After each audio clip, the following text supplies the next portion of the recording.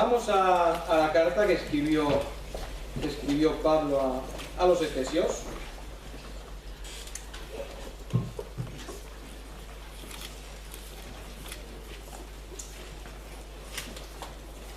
Dije que iba a hablar la historia, hablar de la vida de José, y algunos entendieron que iba a comenzar inmediatamente. No, primero vamos a terminar este capítulo 3 en el que estamos de Efesios, y después veremos la vida de José. Pero quiero que nos concentremos esta mañana en ese versículo 9 que dice, bueno, lo vamos a coger desde el 8 para darle un poco de contexto. A mí, que soy menos que el más pequeño de todos los santos, me fue dada esta gracia de anunciar entre los gentiles el evangelio de las inescrutables riquezas de Cristo. Y esto es lo que vimos la semana pasada, que nos quedamos sin ver el tercer punto, pero saltamos al siguiente versículo, ya tendremos ocasión de ver ese tercer punto en algún momento. Pero continúa diciendo, fijaos, dice en el versículo 8, anunciar entre los gentiles el evangelio de las inescrutables riquezas de Cristo y de aclarar a todos cuál sea la dispensación del misterio escondido desde los siglos en Dios, que creó todas las cosas. Y vamos a ver esta mañana qué es ese aclarar, qué es la dispensación, porque eso nos va a ayudar a entender lo que Pablo quería decir. En primer lugar, yo tengo 3 puntos esta mañana, luego ahí están los 3 puntos. He titulado esta predicación En la luz, pero con la oscuridad necesaria. Y es un poco curiosa, ¿no? El título que le he puesto. En la luz, pero con la oscuridad necesaria. Y luego lo entenderéis. Efesios 3:9, y los 3 puntos que he puesto es la luz, la oscuridad y el amor. La palabra aclarar, ahí en el versículo 9, realmente es la palabra iluminar. La raíz de la palabra es fotizo, que sabéis que en griego la palabra foto tiene que ver con la luz. Entonces, está hablando de iluminar algo. Tú cuando no ves suficiente, vas al interruptor en la pared y enciendes. Esto no ocurría con tanta facilidad hace 100 años o 150 años. Si no veías, tenías que complicarte un poco más la vida. Pero nosotros encendamos a un interruptor y se aclaran las cosas, se arroja luz, o una bombilla arroja luz, y entonces podemos ver con claridad. Lo que Pablo está diciendo aquí, fijaos, que él anunciaba las inescrutables riquezas de Cristo y aclaraba, iluminaba la dispensación del misterio escondido. La palabra dispensación tiene que ver con administrar.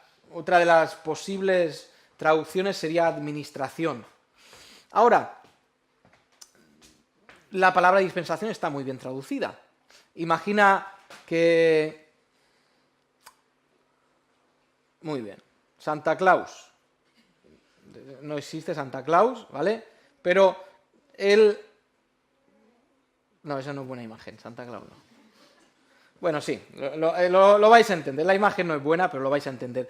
Los niños vienen a Santa Claus y Santa Claus le dice, para ti, que este año te has portado muy bien, un MP3 iba a decir, no, los MP3 ya están fuera de onda. Un radiocassette tampoco. Un móvil, te has portado súper bien este año, te voy a dar un móvil. El niño coge el móvil y se va. Viene otro niño, uy, tú no te has portado tan bien, cualquier otra cosa que no tenga tanto valor. Ahora viene uno que se ha portado mal y Santa Claus le mira, le dice, no, tú no te has portado bien este año. Para ti hay algo sin mucho valor. Y lo que está haciendo Santa Claus es dispensar lo que él tiene, conforme los niños se han portado. Y esa palabra dispensar la llevamos, la cogemos con esa imagen, la llevamos a lo que Pablo está diciendo aquí, y lo que está diciendo Pablo es que él ha querido, a él le ha sido encomendado arrojar luz sobre la manera en que el Evangelio se dispensa. Hemos usado la figura de Santa Claus, ahora usamos una figura real, una figura con honor, una figura respetable, y es la figura de Dios.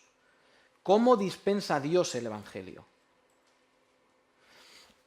Lo que está haciendo Pablo es explicándonos cómo Dios da el Evangelio y las diferentes partes del Evangelio. Fijaos que va a decir en el versículo 9, va a continuar diciendo: aclarar a todos cuál sea la dispensación del misterio escondido desde los siglos en Dios, que creó todas las cosas. Fijaos que, ¿por qué es necesario que Pablo aclare e ilumine el misterio? Porque el misterio ha estado escondido en Dios. Dios no ha revelado hasta ahora el misterio. Y el Evangelio se encuentra en las leyes que tenía el pueblo de Israel, pero de una forma velada, de una forma un poco escondida. Nosotros que ahora conocemos el Evangelio somos capaces de mirar a los diferentes sacrificios y entender varios conceptos de ellos. Pero el Evangelio no estaba totalmente abierto. No se predicaba el Evangelio en los tiempos de Pablo como se predicaba en los tiempos de la ley. Dispensaciones diferentes, y Dios lo quiso de esta manera. Y en ese momento ahí en el Antiguo Testamento, estaba todo eso sin iluminar. Y Dios elige a Pablo, ha leído Miquel esa parte en la que Pablo dice: Dios me ha elegido para revelar a vosotros, me ha elegido para ir a los gentiles, y no me lo ha revelado hombre, sino que me lo ha revelado Dios. Eso es lo que estaba leyendo Miquel en ese pasaje. Y yo he llamado el primer punto la luz, porque Pablo es el que nos trae gran parte de la luz sobre lo que es el Evangelio y el misterio de que los gentiles también forman parte del pueblo de Dios, de los escogidos de Dios. Cuando, por ejemplo, en Juan, el Evangelio de Juan, capítulo 1, el Evangelio escrito por Juan, capítulo 1, tenemos esta palabra que he dicho, fotizo, o fotiso, no sé cómo se pronunciaría exactamente.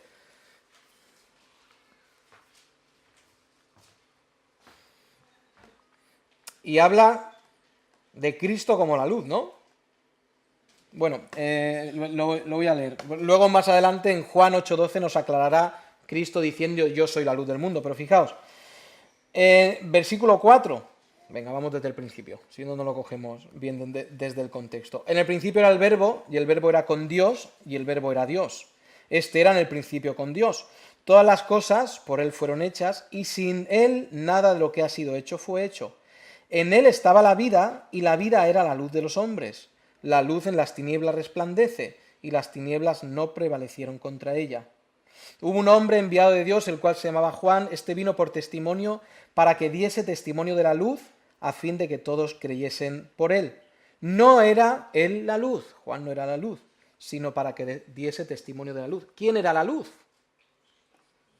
Cristo. Esto es muy sencillo. Cristo es la luz del mundo, Cristo es quien ilumina al mundo. Pero a Pablo le fue dado el ministerio de aclarar a todos los hombres cómo se dispensaba esta luz del Evangelio. Es lo que Pablo está diciendo aquí. Ahora, Pablo es el gran teólogo del Nuevo Testamento. Está Cristo, que da sus enseñanzas, y son todos principios espirituales, principios sobre la vida, principios sobre la muerte, principios sobre la recompensa. Tenemos a Pedro, que nos habla también en su carta sobre diferentes asuntos. Tenemos a Santiago, que nos habla de la vida un poco más práctica de la Iglesia. Tenemos al apóstol Juan, el cual nos habla, y el gran tema del apóstol Juan en su carta es el amor. El gran teólogo de la Biblia es Pablo. Desde luego hay que entender que a través del Espíritu Santo. Pero nos llega Romanos, una carta complicadilla. Tenemos Gálatas, una carta sobre la ley. Tenemos Efesios, una carta que estamos estudiando y tiene sus profundidades.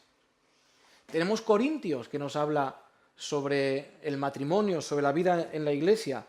Pablo nos habla del pasado y nos habla del futuro. Pablo nos habla, aquí tengo una lista, de la riqueza y nos habla de la pobreza. Nos dice qué es ser rico y qué es ser pobre.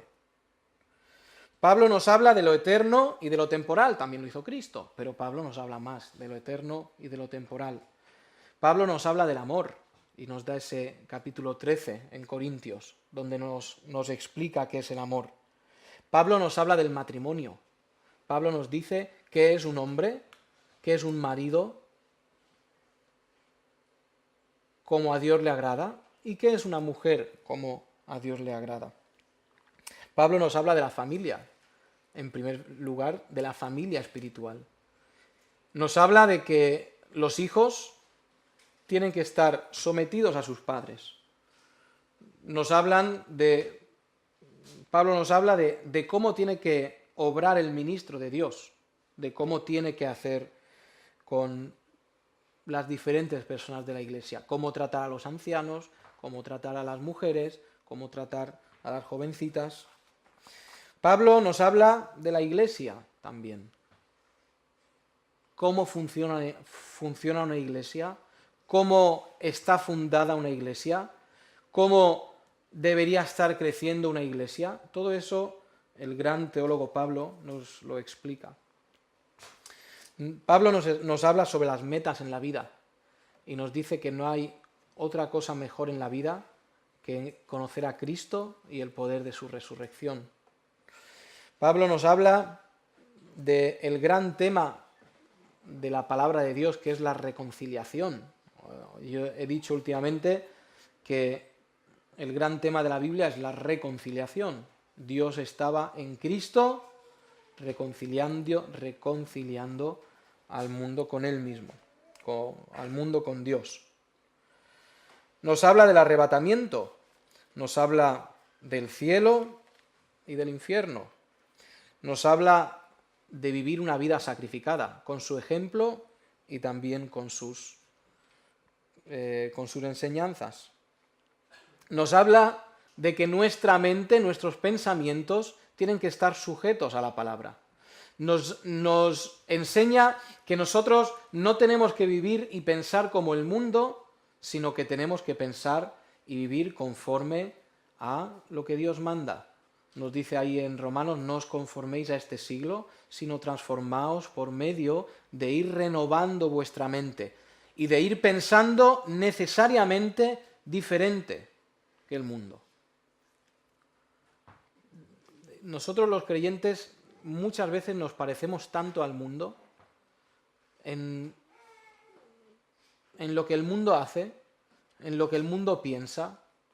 Muchas veces damos valor a las mismas cosas que da valor el mundo, y esto es un error muy grande, porque Cristo nos enseñó, Pablo nos enseñó qué es lo que tiene realmente valor y por qué vale la pena entregar la vida.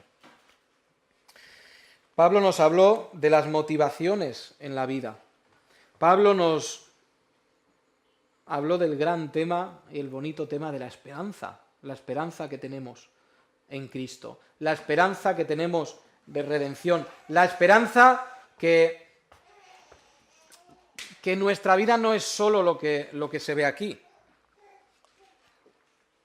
que nuestra vida no es solo las lágrimas y los dolores de esta vida, sino que nuestra esperanza es ir a casa, volver a casa con nuestro Padre. Pablo nos habla del pecado. Quizá nosotros deberíamos hablar más del pecado. Quizá tú en tu casa deberías hablar más del pecado. Parece que es un tema oscuro, un tema que no nos gusta, pero la Biblia habla sobre el pecado. La Biblia habla sobre lo que es incorrecto. Y hacer lo incorrecto, pues se llama pecado, así de sencillo. Pablo nos habla del futuro de la nación de Israel. Ciertamente mucha revelación, ¿no?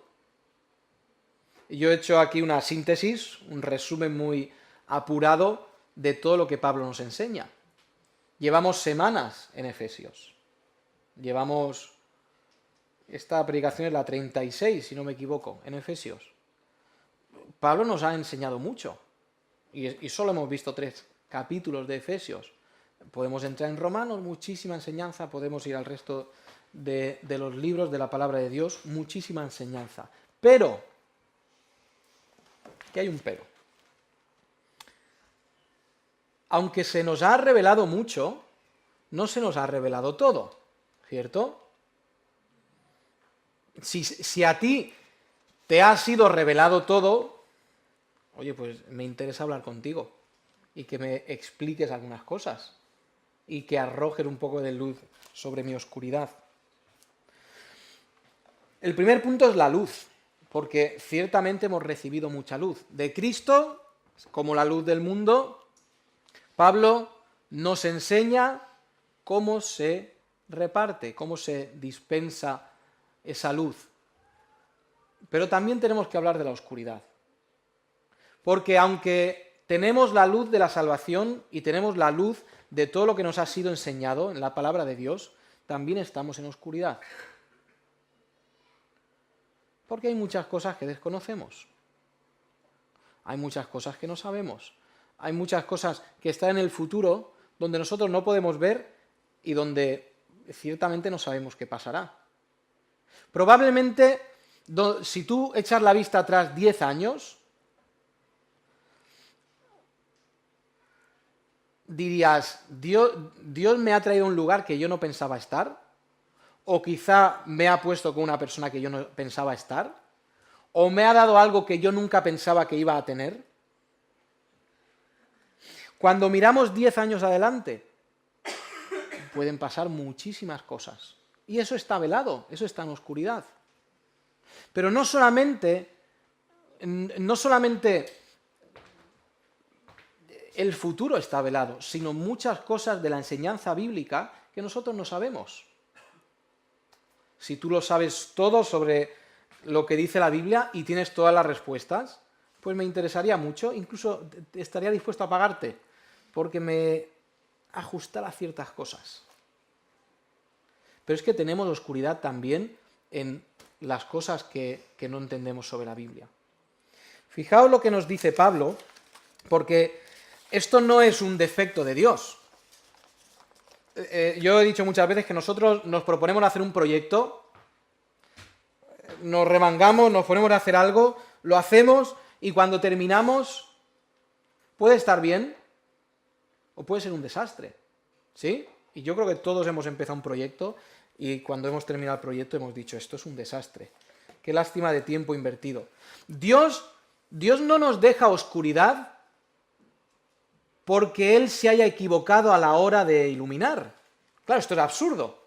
Y fijaos que fijaos en Efesios, cómo aclara ahí, fijaos, y de aclarar a todos cuál sea la dispensación del misterio escondido desde los siglos en Dios, que creó todas las cosas. ¿Por qué dice aquí que Dios creó todas las cosas? ¿Qué tiene que ver que Dios creara todas las cosas con que Dios esté iluminando el mundo? Dios crea durante 6 días y al final de los 6 días se sienta, antes he dicho que nosotros hacemos algo y luego lo miramos y pues un desastre, puede estar bien. Pero Dios trabaja 6 días, se sienta, mira lo que ha hecho y dice, me ha salido bien. Es perfecto. Dios no dice me ha salido bien, Dios dice es perfecto. Porque Dios siempre obra perfectamente, Dios no se equivoca nunca.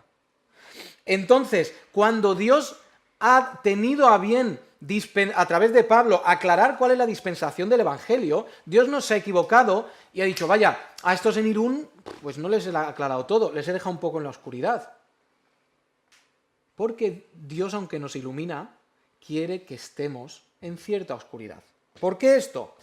Cuando vamos a 1 Corintios, capítulo 13,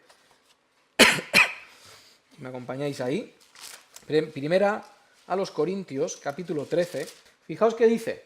Primera a los Corintios 13, 12, versículo 12, dice, ahora vemos por espejo, oscuramente, mas entonces veremos cara a cara. Ahora hay que explicar algo. Si esto habla de ver en un espejo la realidad que hay por detrás. Y claro, estamos en el siglo XXI, tú te pones delante de un espejo y ves bastante bien lo que hay atrás. Pero en estos tiempos, los espejos no eran como ahora. Para mi sorpresa, los espejos, tal como los conocemos hoy en día, se hicieron en el siglo XIX. Eso hace un rato. El resto de la historia, los hombres han pulido metales, han pulido piedras, han pulido diversas superficies y se han mirado. Pero aquello tampoco iba demasiado bien, porque no era un espejo como lo vemos ahora.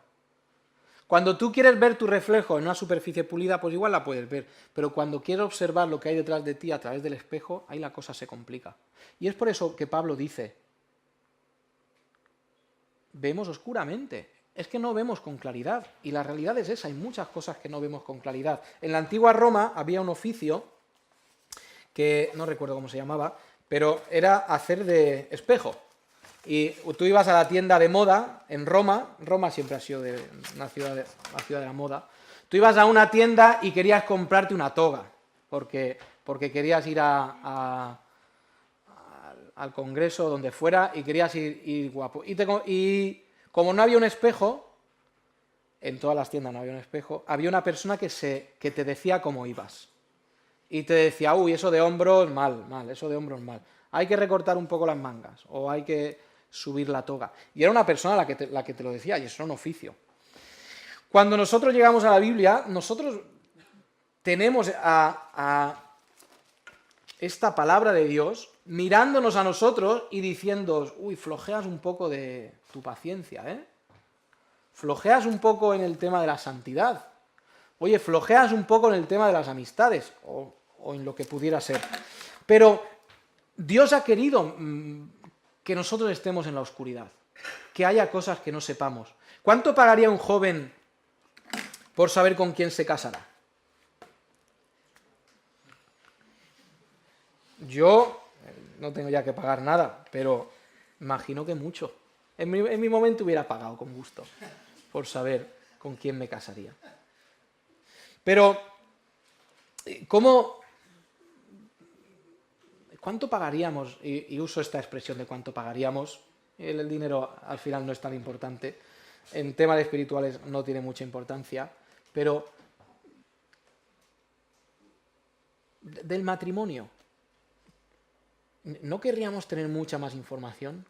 Nos encantaría tener mucho más. Nos encantaría que Cristo nos hubiera hablado mucho más del matrimonio. Nos encantaría que Pablo nos ha dicho mucho, pero que nos dijera un montón más. Nos encantaría que la palabra de Dios fuera así de gorda y hablara en orden alfabético de todos los temas. Y nosotros pudiéramos ir, la paciencia, esto me hace falta a mí, a la P, la paciencia. Tienes que hacer esto, esto, esto y esto, y ya tendrás paciencia. Pero yo quiero ese libro. Pero Dios nos ha mantenido en la oscuridad. ¿Cómo hacer? Y tengo aquí una lista también. ¿Cómo le gustaría a un pastor que hubiera un manual de qué hacer con un joven que se descarría? Y que ese manual dijera, pues tienes que hacer esto, esto y esto, y el joven volverá. ¿Qué hacer con alguien que no quiere venir a la iglesia? ¿Cómo tomar una decisión para el futuro? ¿Cómo hacer que la iglesia crezca? ¿Cómo hacer que mi mujer me respete? ¿Cómo hacer que mi marido me ame? ¿Qué hacer con un hijo adicto a cualquier sustancia? ¿Qué hacer con una madre o un padre que te repudia por ser creyente? Y nos encantaría tenerlo aquí bien explicadito y que simplemente tuviéramos que buscar. Que Dios nos dijera cómo es cada paso de lo que tenemos que hacer. Pero no es así. Y como digo, Dios que obra en perfección nos ha dejado en oscuridad. ¿Qué ropa me tengo que poner? ¿Hasta dónde puede ir la falda de la mujer? ¿Hasta qué sitios tengo que ir? ¿Qué tengo que estudiar? ¿Cómo hacer que los demás sean responsables? sin ser violento. ¿Hasta dónde se debe ayudar a un necesitado? ¿Qué ministerios deberíamos tener en la Iglesia? ¿Cómo deberíamos desarrollar los ministerios en la Iglesia? ¿En quién deberíamos invertir tiempo? ¿En quién no deberíamos invertir tiempo? Todo esto son preguntas. Ahora voy a decir que cuando estudiamos la palabra de Dios, vamos encontrando principios espirituales para aplicarlos a todas estas situaciones. No es que Dios nos ha vendido. No es que Dios nos ha dejado tirados. Lo que a Dios le interesa, lo que Dios quiere, es que nosotros nos veamos incapaces y entonces dependamos de Él. Eso es lo que Dios quiere. En la historia, y no fue una equivocación, en la historia Dios le dio a un pueblo una serie de normas para vivir. Cómo tenía que ser todo.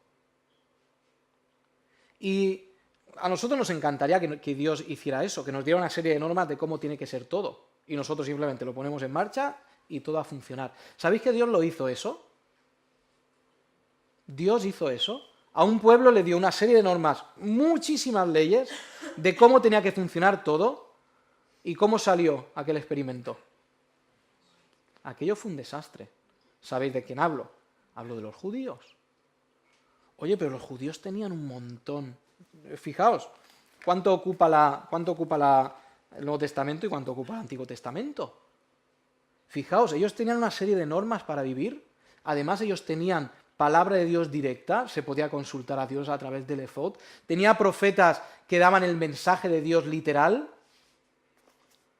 Y aquel experimento no funcionó muy bien. ¿Qué hace Dios con nosotros? Dios nos va a dar algo maravilloso que es su mente. Pablo nos enseña que nosotros tenemos la mente de Cristo. Pero Dios quería que nosotros estuviéramos en dependencia de Él. ¿Os acordáis cuando Pablo habla y pide a Dios que le sea quitado este aguijón en la carne? Dios dice eso de: bástate mi gracia. Te es suficiente con lo que te he dado. Es lo que le estaba diciendo Dios a Pablo. Te es suficiente con lo que te he dado. Te he dado lo que necesitas. Si esta mañana estamos aquí, no sé, 50, aproximadamente igual 60, siendo positivo, voy a decir que si somos 60 hay 50 problemas diferentes. Igual 50 y pico. Espero que fueran 40. Pero sospecho que todos tenemos problemas. Y la respuesta a Dios, la respuesta de Dios hacia nosotros, sigue siendo la misma que fue de Pablo, que fue a Pablo, que es: lo que te he dado es lo que necesitas. Pero Señor, hombre, me falta esto. Lo que te he dado es lo que necesitas. Señor, me falta, o Señor, quiero, o Señor, mira mi situación, o Señor, mira esto. Y Dios sigue diciendo a día de hoy: lo que te he dado, lo que necesitas. Lo que mi gracia te ha dado es lo que necesitas. Pues te basta. Te sobra con lo que te he dado. La respuesta a todas las situaciones que tiene el creyente siempre es la gracia de Cristo. Cristo es la respuesta. En Juan capítulo 15, Cristo nos habla sobre los pámpanos. Y dice: un pámpano no puede ser independiente.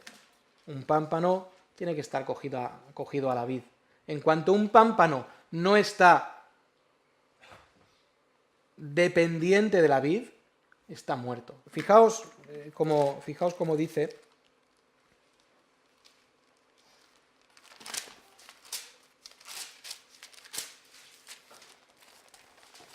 Fijaos cómo dice. Y podéis fijaros en todas las veces que dice la palabra permanecer. Fíjate, desde el versículo 1: yo soy la vid verdadera y mi Padre es el labrador. Todo pámpano que en mí no lleva fruto lo quitará, y todo aquel que lleva fruto lo limpiará para que lleve buen fruto. Versículo 4: permaneced en mí. Como el pámpano no puede llevar fruto por sí mismo si no permanece en la vid, así tampoco vosotros si no permanecéis en mí. Versículo 5 nos habla de permanecer, versículo 6 nos habla de permanecer, versículo 7 nos habla de permanecer, versículo 10 nos habla de permanecer, permanecer, permanecer, permanecer. Lo que Dios quería es que nosotros seamos, o lo que Dios quiere es que nosotros estemos siendo dependientes de Él, que no hagamos nuestra vida sin Él.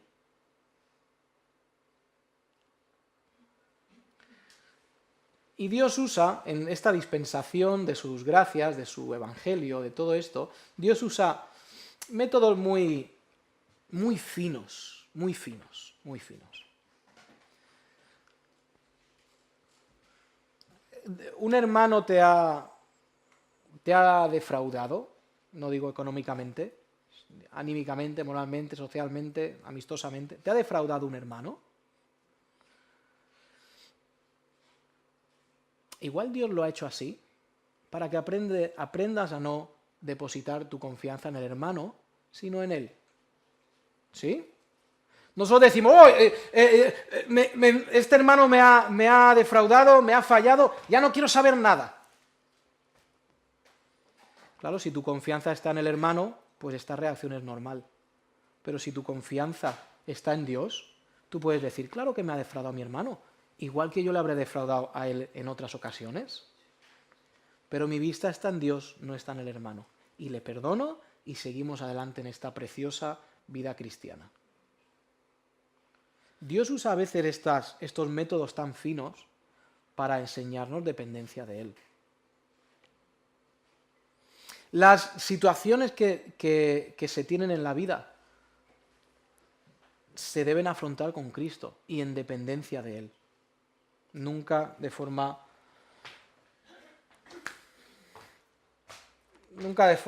como a veces hacemos nosotros, que nos acordamos de Dios al final o quizá nuestra vida no está en Cristo. Esto no puede ser. Ahora, hemos visto la luz, la oscuridad, y tengo unos minutos para el tercer punto, para el amor. ¿Por qué en la luz, en la oscuridad, por qué el amor? Muy bien, hemos hablado de permanecer, y fijaos qué dice el versículo 10, estamos en el Evangelio de Juan, capítulo 15, fijaos qué dice el versículo 10.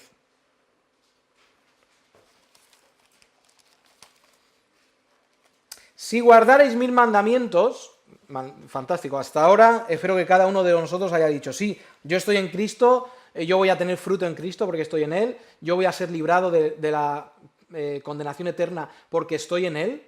Y llegamos al versículo 10, si guardareis mis mandamientos, fíjate que antes nos ha hablado siempre de permanecer en Cristo, permanecer en Cristo, permanecer en Él. ¿Ahora qué dice? Si guardareis mis mandamientos, permaneceréis en... Uy, esto ya no es tan popular. El que permanece en Cristo automáticamente está permaneciendo en amor. Fijaos, hemos leído 1 Corintios 13, donde hablábamos de que ahora vemos oscuramente. Vamos ahí.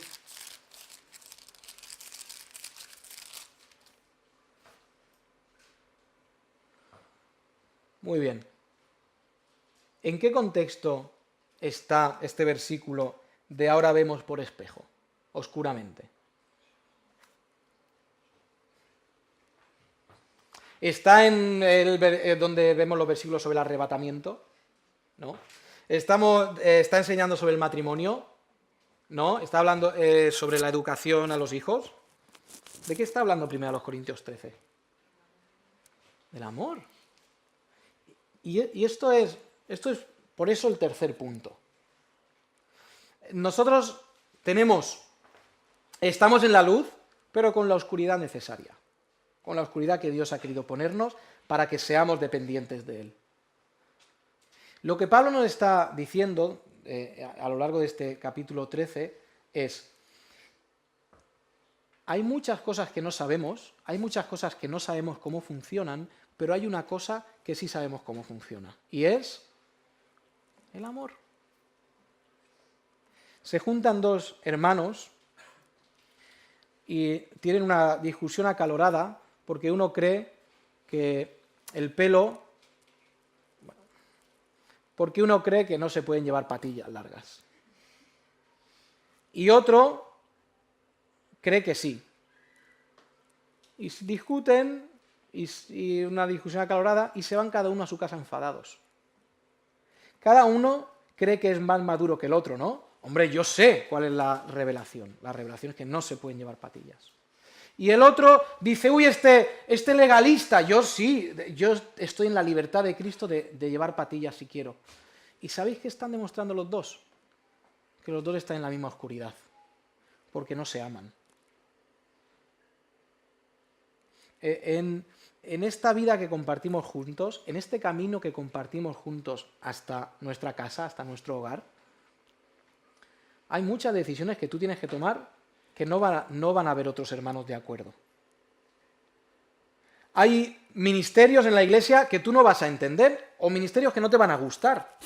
Van a ocurrir cosas que tú no vas a entender, decisiones que se tomen que quizá no te gusten. Pero sobre todo eso tiene que prevalecer el amor. Cuando hay oscuridad, tiene que prevalecer el amor. Esto es lo que Pablo nos está enseñando. Y esto es lo que nosotros debemos aprender. Porque si no entendemos esto, un día nos pelearemos por una cosa que no tenga valor ni sentido. Pero si nos amamos, seremos capaces de perdonar estas cosas. Quizá un hermano hará algo que a ti te moleste mucho y tú pienses, yo tengo razón. Y como tengo razón, le puedo decir a él que es un sinvergüenza. Pero recordad, más madurez, más amor. ¿Sabes? A veces pasa al contrario con nosotros. Cuanto más maduros nos pensamos, más impacientes somos con los demás, ¿no? Hombre, es que, ¿cómo hace eso? Y la realidad es que más madurez, más amor. Más madurez, más paciencia. Enséñame una persona que le moleste todo de los demás y me estarán enseñando un niño. Enséñame una persona que es capaz de ser paciente con todos, de amar a todos, de entender que Dios está trabajando en todos y me estarás enseñando una persona que ha madurado espiritualmente. Más madurez, más amor. Frente a la luz y a la oscuridad, las muchas cosas que desconocemos, lo que tiene que prevalecer es el amor entre nosotros. Y por eso el capítulo 13 nos habla de lo importante que es el amor. El amor cubrirá multitud de faltas. El que se afana en sacar las faltas de los demás demuestra que no ama. Esa es la realidad. Por eso, la luz, pero con la oscuridad necesaria. La oscuridad, fijaos, que se convierte en algo positivo, entre comillas, porque nos obliga a ir más a Dios y porque también nos obliga a amar más. Entonces eso es trabajo en nuestro corazón. Demos gloria a Dios por la luz y también por la oscuridad, porque eso nos hace que vayamos más cerca de Él. Vamos a orar. Eterno Dios, nuestro Padre, tú sí que eres amor real, tú sí que eres paciente con nosotros y, Señor, es tan maravillosa la dispensación de este misterio que a través de los siglos has dispensado el Evangelio de forma diferente, pero siempre maravillosa. Has trabajado de formas diferentes con los hombres, pero siempre de formas maravillosas. Has trabajado con iglesias en diferentes lugares de forma diferente, con diferentes herramientas y siempre de maneras maravillosas. Señor, ruego que tengas paciencia con nosotros y ruego que nosotros que clamamos por paciencia también tengamos paciencia por los demás, para que en esas decisiones oscuras, esa oscuridad del futuro, de no saber qué va a pasar, que ante todo tengamos amor hacia los demás. Tú eres grande, lleno de misericordia, y tus obras son perfectas. En el nombre de Cristo. Amén.